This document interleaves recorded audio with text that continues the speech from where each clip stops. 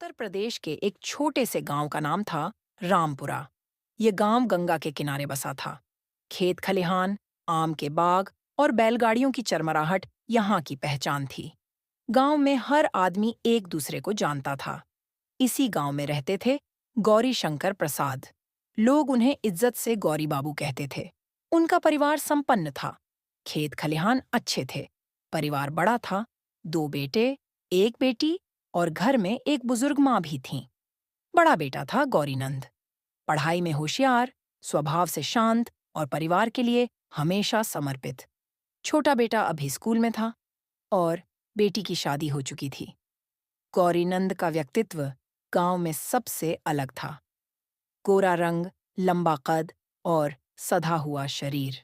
गौरी बाबू और उनकी पत्नी सावित्री देवी की सबसे बड़ी चिंता थी गौरीनंद की शादी।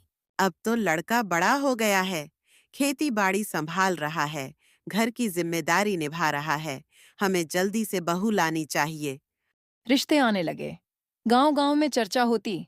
गौरी बाबू का बेटा कितना रूपवान है, इसकी दुल्हन कौन बनेगी? रिश्तेदारों के माध्यम से एक लड़की का रिश्ता आया। नाम था सुगंधा। वह पड़ोस के गांव से थी।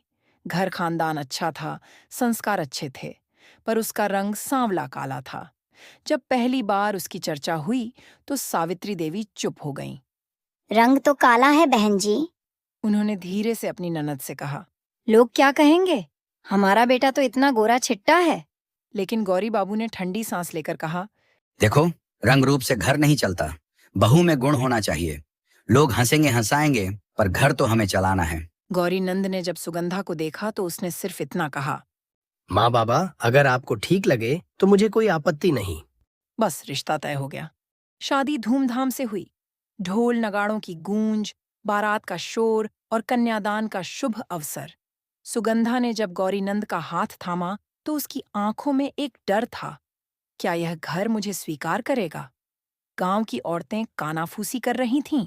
देखो देखो कैसी काली बहू आई है। गौरी नंद जैसे गोरे बेटे के लिए तो चांद सी दुल्हन आनी चाहिए थी। ये तो बिल्कुल मेल ही नहीं खाती।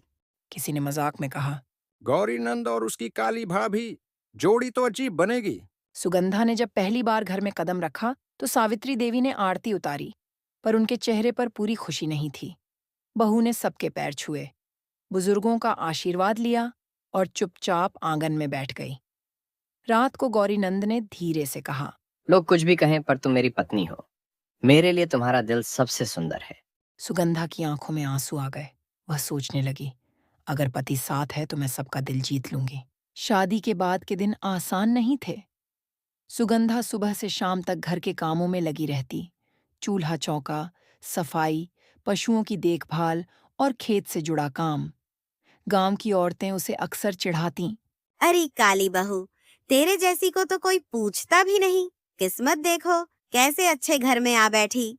सुगंधा चुप रहती, जवाब न देती। उसने ठान लिया था, रंग से नहीं, काम और संस्कार से सबका दिल जीतना है। धीरे धीरे बच्चों और बुजुर्गों को वह भाने लगी। उसकी बोली मीठी थी और स्वभाव इतना शांत कि पड़ोस की औरतें भी मन ही मन प्रभावित होने लगीं, भले ही मुंह से न माने।